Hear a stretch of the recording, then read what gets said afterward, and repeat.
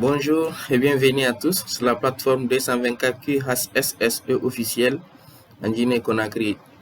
Je suis Barry Charamidou, animateur de la plateforme.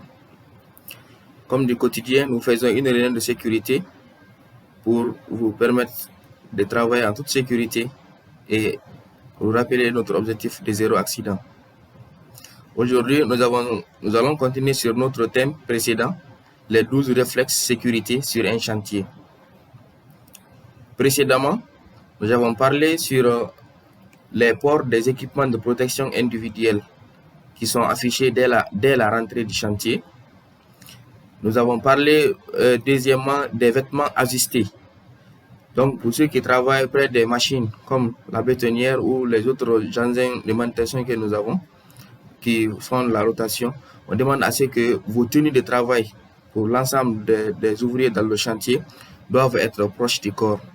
Donc évitez de venir avec des habits comme des robes ou des bassins dans le chantier pour éviter les risques d'accrochage. Troisièmement, nous avons parlé d'un chantier qui est correctement éclairé. Donc nous avons parlé des travaux dans les caves ou les travaux de nuit. Les endroits doivent être éclairés pour la bonne marche et pour la bonne marche vers notre objectif de zéro accident. Quatrièmement, les voies d'accès et passages dégazés. Donc nous avons débattu ça.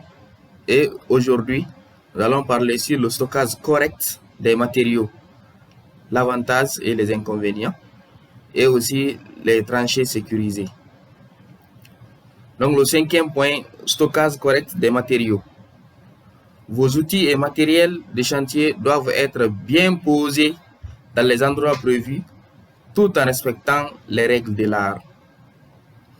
Tout est établi, tout est organisé avant la manutention, avant le début des travaux.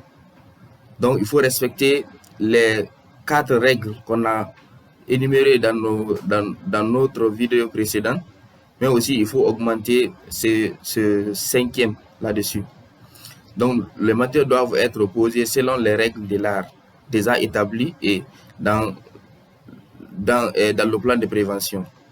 Pas d'empilement hasardeux où vous vous exposez à de gros problèmes qui peuvent vous conduire à l'entorse, à l'écrasement, voire même à la mort, suite aux chutes d'objets sur les ouvriers. Pour la réalité de notre chantier, comme on le sait déjà, combien de kilogrammes pèse une palette de matériel et outils? Je demande de bien les entreposer avec un engin de manutention adapté à la charge à déplacer pour éviter l'atteinte à la santé des travailleurs. Ne transportez pas les charges à hauteur des yeux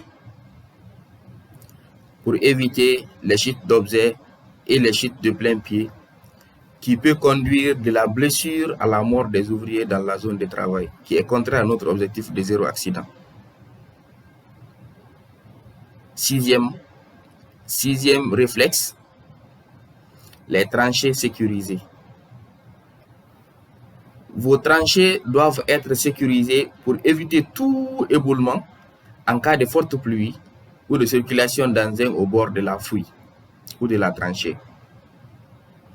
En cas de pluie, les tranchées et les fouilles doivent être entourées de plinthes dépassant du niveau du sol pour les sécuriser.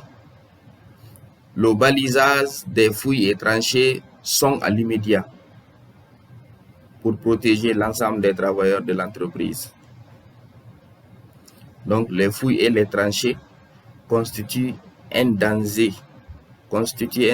très avéré pour les travailleurs, à commencer par le superviseur, les encadrés jusqu'aux dernières manœuvres que nous avons dans le chantier.